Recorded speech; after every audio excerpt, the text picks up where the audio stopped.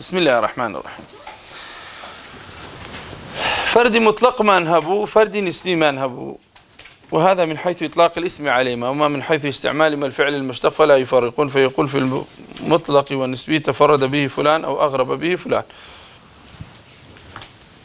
ليرة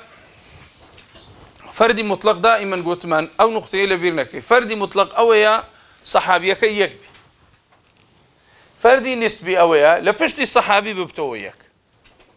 زارش كدو باريدة كمو كدلين أو حديثة فردي مطلقة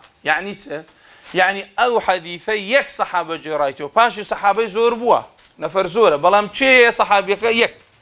أو فردي مطلقة. عدي فردي نسبي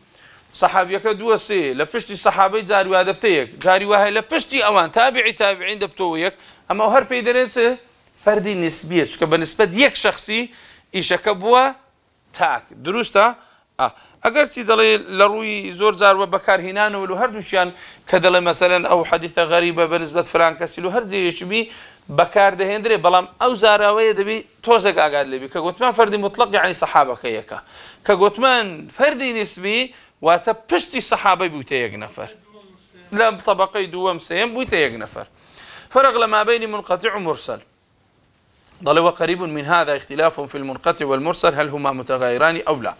فأكثر المحدثين على التغاير لكنه عند إطلاق الاسم، وأما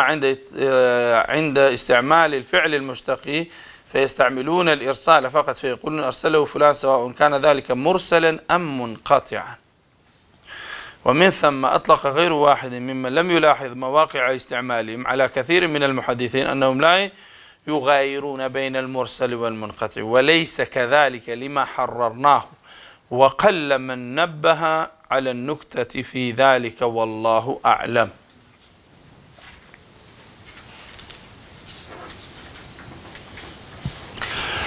مرسل ومنقطع هردوشي ليك نزيكن هندك هسه بهردوشي هرقوتيا يكشتا قوتي أنا وانا دو لفظي متغاير يعني جوازا همان معنى دقين اللي بو يكتري ده بلام أهل حديث أو هبكار ناين هر كاتك ناوي صحابة تركرا حديثك بيدا قوتريتس مرسل تابعين بري قال رسول الله صلى الله عليه وسلم، مثلا يست حسني بصري تابعية أجر قوتي قال رسول الله صلى الله عليه وسلم يعني أو حديث دبيت مرسل شو كان ناوي الصحابة تركرا باشا. سعيد كوري مسيب دري قال رسول الله صلى الله عليه وسلم دوباره دبتس مرسل. بلام أجر ناويك لإسنادك بسرابو ناويك هبو دمانزاني فلان متوفاي وندي وفاتي وندي نفرش كليره هي باز نكرايا أو حديثة في دقوتر منقطع واتب سرانك لسندكي دا وجودي هيا يعني ناكري بحديث مرسل برين منقطع وبمنقطعش برين مرسل برين أو دواني يكشتا بلكو مرسل تايبته بوي صحابي ترك بكري، منقطع تايبته بوي بيشي صحابي ترك بكري. بلي تابعين أتباعي تابعين همو إلى بيشو ست نفر تركرا أو بيدا قترين منقطع. بلام أجر صحابي تركرا تبيتا مرسل. استا أبوك هنا أو كابرا لازم وسائل نوسين نبو لي لي قرن سبكين ما دمنا ما بيش يشمانه بهر حال بلا. يعني الصحابة تركناك لما قطع صحابة تركناك الصحابة تركرا ده مرسل. باشا حديثي صحيح هيج مشكلة ماني بس لدو يك نبي لدو يك بناوي دقوري دبت معضل لدو يك بدبت معضل لبداية السند بدبت معلق لآخر السند بصحابي بدبت مرسل لنا وراس بدبت منقطع يعني لهرزيش اشتق قطع كراء من ناوك مان لوحي لو يبزانين أو تنوع حديثيك أو منقطع أو نفريان أو بيغ لقيشتينيان دزانين كودا زانين استا كل نفرك طلبكاني نسرايتو استا نقو مجموعة ليرة دانشتينا همو تاريخي من نسرايتو ما مستا درسي بيغوتينا لا اوندا حتى اوندا درس غوترايتو طلبك لولا رادي والله مش خرجي كوي ما بشداري ودرسي ما مستام كلياتا توابو كاش شهادت نيت ده كان بشداري كرديا خو بايدي عنابي دروستا أهل حديث بيشتر هموي مجلس بو المجلس الأول المجلس الثاني هبوا بين صد مجلسي هبوا کە دانیشتینە وەختی ئیجازەی داینێ چەند تەڵەبە غایب بووە گوتی وەقەد فاتەهم بعض المەجالس من مەجلیسی ئەوەندە ئیلا ئەوەندە دێی دەخینی ئیجازەت دەدەمێ یەک مەجلیس غایبی لە ئیجازەکەت دەنووسم کە ئەو کابرایە لەو مەجلیسەکە ئەوەندە حەدیسە خوێندرا لێرە نەبووە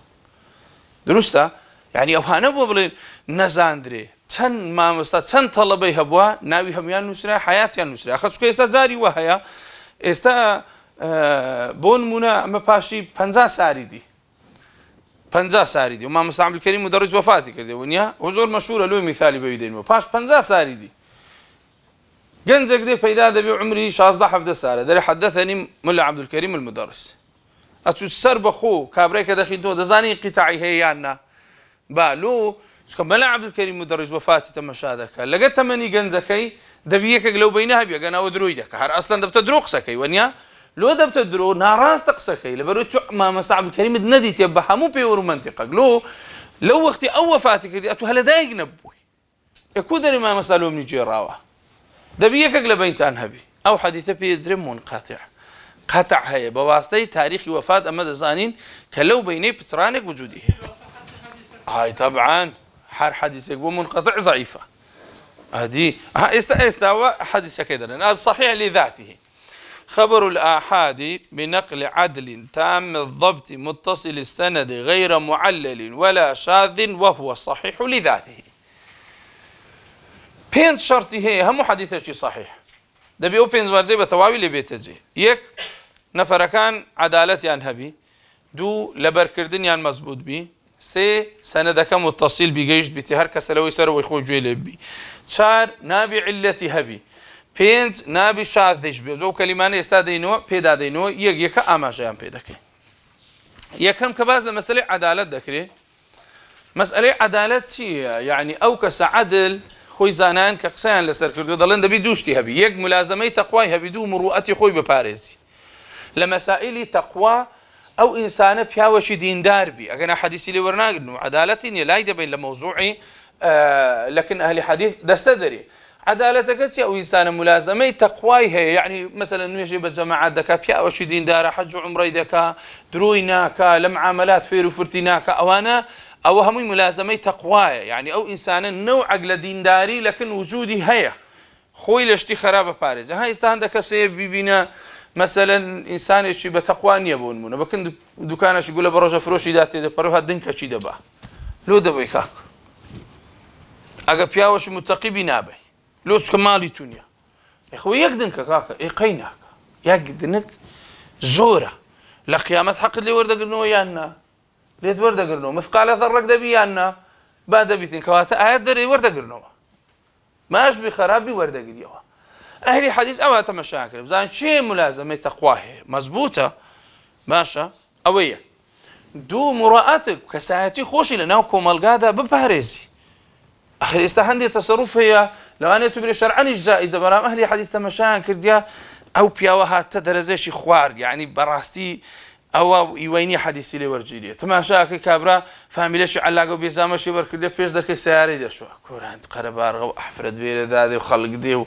هلو تو الشرعي مني خم دانا فوشتي بعد فوشتي بس أو إيش أو تصرفات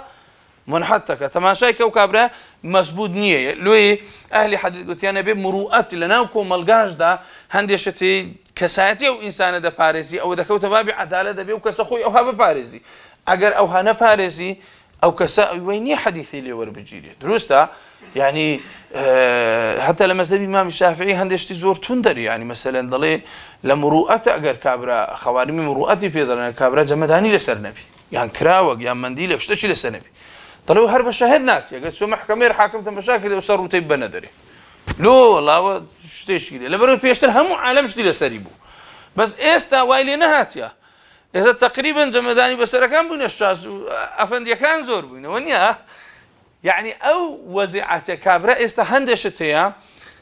لخواري من مروءة وكوتي مثلا لما حلي كابرا لسباني وهذه لسستاري تمشى أولادك وهذا أوتي أوا تصرف شي ناشرنا خوينا بارز يعني مروءاتي خوينا بارزي لو روكبي كابرا وهم لسر باني تماشا ماري خلكو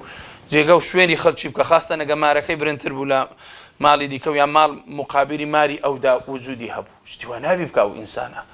ئەوە لە مروئەتی ئەو ئینسانە لادا یعنی زۆر شتێکی ناڕێکە ئێستا ئەگەر بین میسالێکی عەسری بینین میسالێکی عەسری کابرا سیارەی ڕابگری لە جێیەکی زۆر ناڕێک ئەوە تەأسیر لە شخصیەت و کەسایەتی ئەو ئینسانە دەکا لەبەر دەرکەی عالەمی ڕابگری لە ناوەندی جادەی ڕابگری لە جێیەکی ڕابگری ڕێی بگری ئەخەتەوە لە تو ناوەشێتەوە کاکە تۆزانی ئێرە نووسرا مەمنوع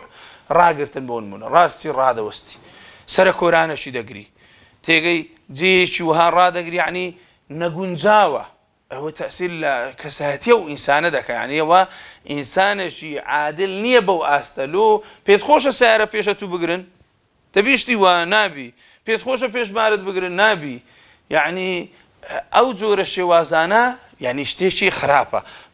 ئێستا هەندێک شتێ هەر زۆر ئەکار ئاسانیش کرا مەسەلەن کابرا ڕقەمی خۆی بەجی دێریوەشی هەست بە ئەوەی دەکا مەسەلەن حاڵەتێکی زەروری هەیە ڕقەمێکدانیان ئێستا لەکن ئەو جوانکاریەکان ئەو کەیەوە خەتێکی دەیکەی ئەو ڕقەمی تو حەزت لێبی قەپاتەکەی لۆی هەموو دەمی عالەم نەبینی ڕقەمەکەت ئەوە ئوسلوبە شتێکی جوانە یعنی هەستەکەم جێیەکەی حرازە بەڵام لەوانێ زەرورەت بێڕامگرتیا جاوە قەزدم عموماً ئەوە یەکەم شرتی ئەهلی حەدیث بۆ لە وەرگرتنی ئەو کەسایەتی کە حەدیثی لێ وەردەگرن هەم مولازمەی تەقوای هەبی هەم مروئەتی خۆی لەناو کۆمەلگادا بپارێزیتنە کابراەک بە بێهۆشی بێتۆمارێ و ئارەقی خواردبی ئەوە مروئەتە حەدیثی لێ وەرناگرن دروستە یان کابرا هەیە لەناو مەزیزدا دەنیشی بەس حکایەتی درۆ لە عالەمێ دەژێرتەوە عالەم لۆی پێ بکەنی ئێوە مروئەتی لەدەستدا و شەخسیەت و کەسایەتی خۆی لەدەستدا درۆی دەکا لۆی عالەم پێ بکەنی ئەوە نابێت ئەوە یەک دوو تامە ضەبط لەبەرکردنی مەزبوط بی ئێمە دوو جۆر زەبطمان هەیە لەکن ئەهلی حەدیث ضەبتێکی سەدرە ضەبتێکی کتابە هەردووکی هەر دروستە ئیعتیادی ضەبتی سەدر ئەوەیە تو لە ئەسنای حەدیثەکە لەبەر دەکەی بە مەزبوطی لەبەری دەکەی ئەوە پێی دەڵێن تەحەمل وەختی دەرێەوە پێی دەڵێن ئەدا حەدیث ئەو دوو حاڵەتەی دەبی تێدا هەبی بە جوانی لەبەرکەی و بە جوانیش برێەوە ئەو جەبزانە لیل معلومات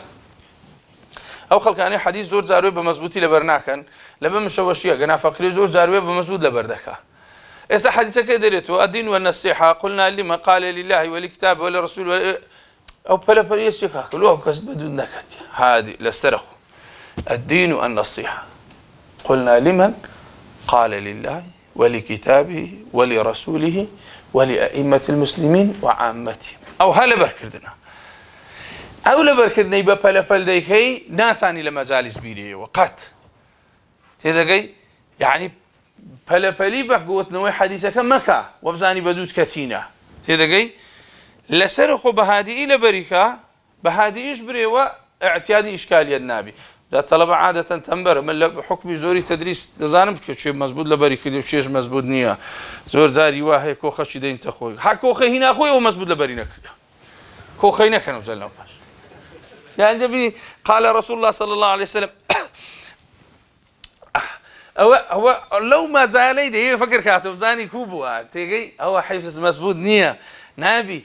كوخوش النية لجوري كويس كوخد لينية نخوش نية مزبوطي أو كوخي معنايسي لو لا إرادي هات وش ملا بيدرن جملة معترضة هاتنا موضوع هيك علاقة بموضوع كذا أنا بتدخل الفكر درسته إذا أهل حديث رحمة إخوان لبي صبت يعني هو لا كاتي تحمل ورقرتن ولا كاتي دان وجدا كحديث كانيان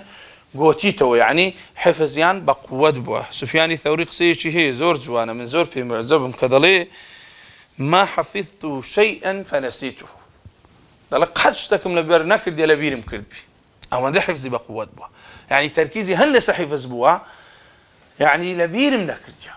هر دوام لبير مايا جا أو حفظي أصلية هر كاتك بيستدبري بريوا قوتو يعني استفاج مانقش قوتم أو حديث سي بريوا همان حديث وجه خود قوتو أو حفظك مزبوطة أجر راوستا يانكو خد كرت معناته حديثك بمزبوطي لبر نكردي أو ضبطي صدر ضبطي كتابة من هي لكن أهل حديث لكتابة كابرا لخوي ده نستوى دواي لس كتابك دايرته بمزبوط لبريدك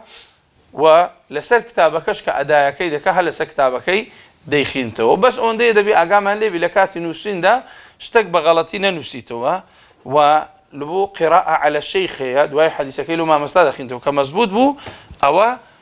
ضبطي كتابته يعني لسر كتابتش حديث نسرايته لا أهل حديث أمام برحمة إخوان اللي بيفيشتر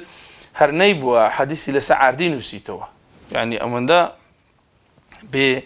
ئەوە بووینە یعنی شت لەسەری بنووسنەوە ئەوراق و شت وەکو ئێستا لە بەردەستدا نەبووە لە منزمنیان ئیمامی دارقوتنی ڕەحمەتی خوای لێبی ینی دەڵێ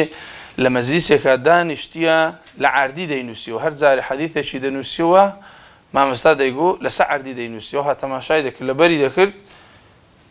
ئەوەی ڕەش دەکردەوە حەدیثەکەی دی دەنووسیەوە یعنی دەڵێ تەڵەبەکەی تەنیشتی خۆی لێ تووڕە کرد وتی تو گەمان بە حەدیثی مەکە یعنی حەدیث لۆ لەسەر عاردی دەنووسیەوە حەدیث چاقتێک کاکەم لە خۆم لەبەر دەکەم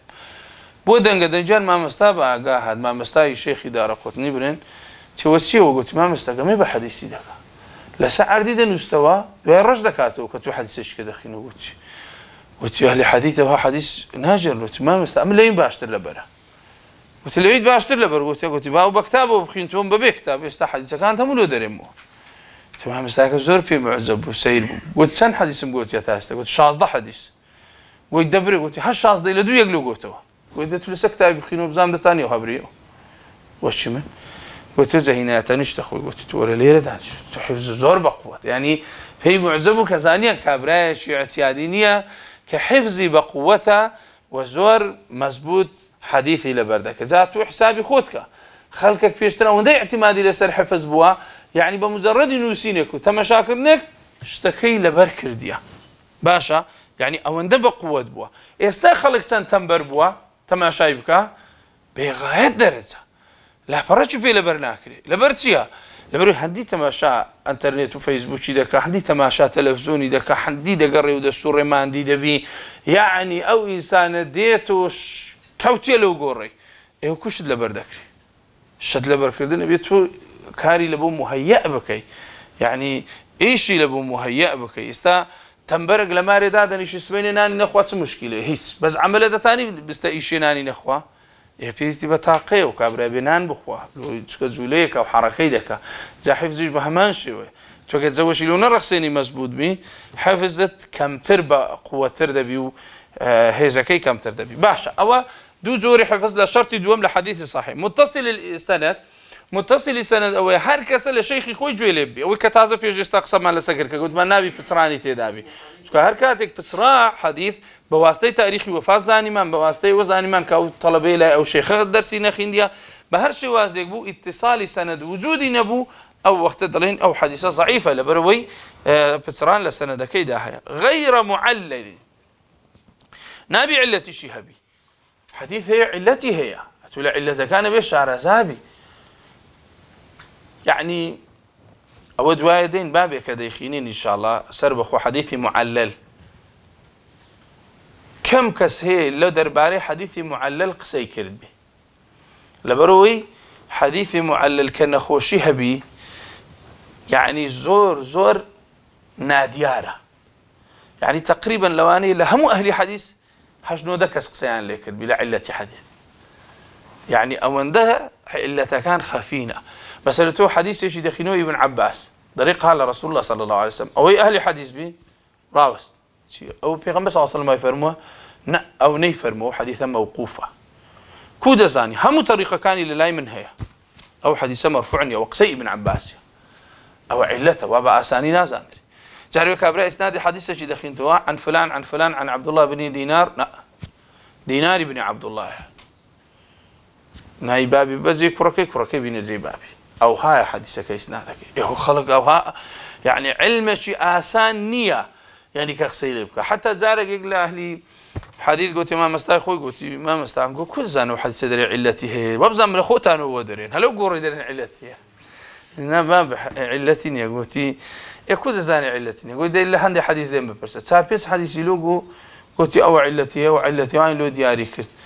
قلت إذا بروكن خلشي دي كي أهل حديث دوما مستاي دي كي لو ناوبرت قلت بروكن يعني ليه بفرسه ليه برسين همان حديثة كان يخيندو قلت وعلتي وهيتي أو أنت كنيتها شو كان أبي عينا همان قصي فيه قلت هات قلت والله ما مستوي الأخوانية قلت وأنا عينا شت يانجو تكاك إيشي موكو زير رنجر وايا قلت إذا اشتشي بكني دري أو التنكية أو الزيرات والثاني بريهونيا قصي بيد أخوة أو أهل صنعته قلت إيشي ما أوها علتي حديث طريقة كان من هموي لكنا يعني مجالي قسكردني تيدانيا كقوتم صحيح نية يعني نية كقوتم صحيحة يعني وكو قصي زيرنجر سند لقزي كيدا هاي كابريك زتنا كي باتك زيرنجري بهر زر بجوان بيريكو بيك بري وزير دري هوني كاك لا هر تماشا كذا زاني درسته جاء حديث المعلل يكي لو حديثاني كزور زاري وعلتي شي خفية ناديارة أي ولا شاذ حديث الشاذ شاذ تعريفكي أويا ككثيك ثقة مخالفة ثقات دكا أو حديثة بيدي قلت الشاذ مثالك تان لو بين ملوي واضح وهم جاري لكل دم قوة حستا مولد زي شو بنوسة مهمة يعني الامتحان ديت وهم جاري طاقة مني بيد بلي كحستا مو يعني ديارة أو قضية أو شتيشي تداحية ناوتيتو كاكا زانيار ثقة لك نما متماني بيكين همو شرط شتي دهات زي حديثك ما نجي رايتو مخالفة همو تاندكا أو كاكا زانيار مخالفة همو ثقات دكا حديثي بيدلين شاذ لوش كمعقول نية أما پازدەکەس حەدیثێکی جێڕایت و یەک کەس لە ناویان قید بوویت و ناوی زانیارە ثیقەشە بەڵام پێچەوانەی هەمووان دەڵێتن دەڵێ مامەستا و های گوتی و های نەگوتیە حەدیثی وی ناو لێ دەنێن چ شاذ لۆ چکە ناکرێ ئەمە پازدە کەسی بە قوربانی یەکەشکەن یان دە کەس معقولە هەر هەموو نووسیتیانەوە قسەی هەمویان غەڵەت بی ئەو ڕاستبی هیچ و شاذ دەکاکە ئەگەر حەدیثەکەی بمانەوە مەرتەبەتی تر بستە خوارتر دوایە دێن دەیخینی ناویەکی دیکەی هەیە أو بخوي كاكزانير زي ثقنية وطبعا لبو مثالها لبو أونيا لو أو كابرا حفظي بقودنيا قسي خلافك لما زال شتي دري وبخوي زي ثقينية جوشي لما مستايب وحدثك جيراتي أو زي مخالفين قودك أي ثقاتي هموتان حديثك يناو ليدن منكر درجش كده بين اخوات لو تشوكا أو بخوي ثقة بمخالفة ثقات بكا حديثك يناو ليدن شاذ بلام أجا بخوي غير ثقة بي أو زا مخالفة ثقات بكا بحديثك دلين منكر هر زور خرابة زالو يتماشى ذاك أهل حديث سيان كرديا هر حديثة كذا منكرة يعني شاذة يعني علته يعني موقوفة يعني هرشتيكا لبر هو كاريكا لبر سببك لو أو علم إستا تماشى ذاك هموكش خوي لنادا يعني علم شيء آسانية وإنما بيستي بجهد بماندوبون هي تاتو حديثك دبيني وكذلنا وحديثة صحيحة بكومنك فلتر ذاتي بريا لو يكابراك دي بيدا دبيلمان كود زاني وحديثة صحيحة يعني ضعيفة مشروطم هي مقاعدم هي أم تسن فلترم هي وحديثة بيداتي دبري هل خوم وقصان ناكم وإمام البخاري كذلنا كتابك أصح الكتب أو حديثاني همو بمرجان ذاتي بريا أو جا حديثي اللي ورقرتينا يعني همو حديثي يشيل همو كسيك دا ورنقرتي لو كتابك يبوتا صحيح ترين كتاب هر بين شرطك ذاتي بريا جا أو جورة حديثة هر كاتك بين شرطك تيدا هاتجي كقتمان عدلي هبي ضبطي هبي ومتصل السند بي وعلتي نبي وشاذج نبي أو كاتا أو حديثة بيدا أو حديثة صحيحة بلام صحيحة لذاته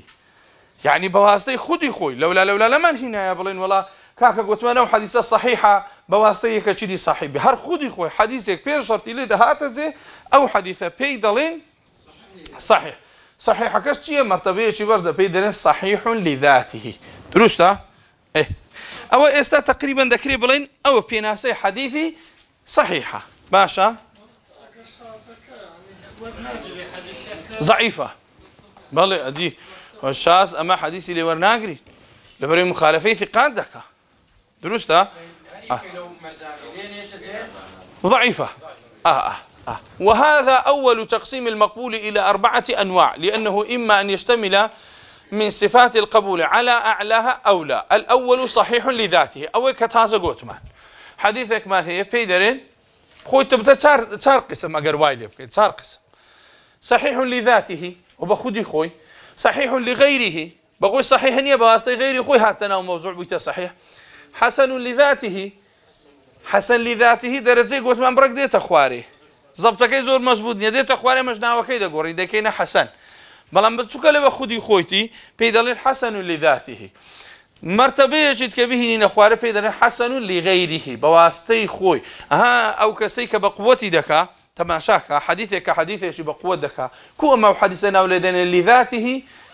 صحيح لذاته أو يتكجناو لدينا صحيح مثلا حسن لذاته لبرت بيدرين لبرو خذ إخوان حديثك صحيح لذاته حسن لذاته